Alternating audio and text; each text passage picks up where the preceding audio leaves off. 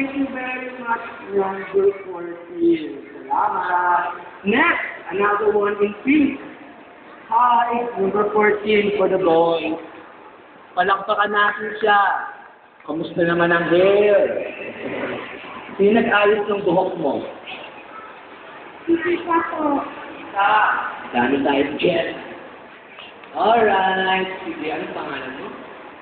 Magsasabi ako. Anong tawag sa'yo? What is your nickname? Tawag sa'yo? Jan? Ako. Oh, okay. How old are you? Rico. Kailan birthday mo?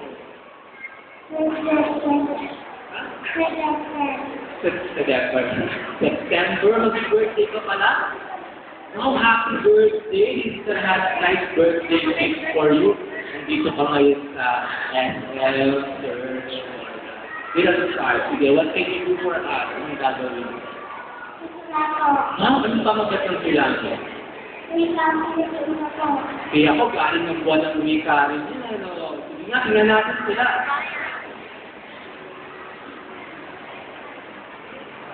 Wika, Hilo, Iskis, Lalan. Sa dako silangan ay kusang tumibol. Amigis gambaran siya matagon. Sa mga naisip, taman lalayon.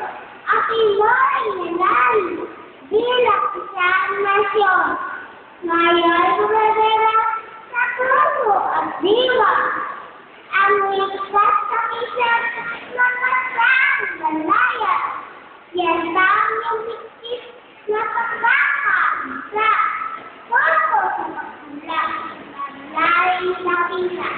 Ngunit dahil nila, bakit inipilit ang wikan ngayon? Siya mamigamit, sibat kaya sa ating iisip. Nakapag gandating maging nanay.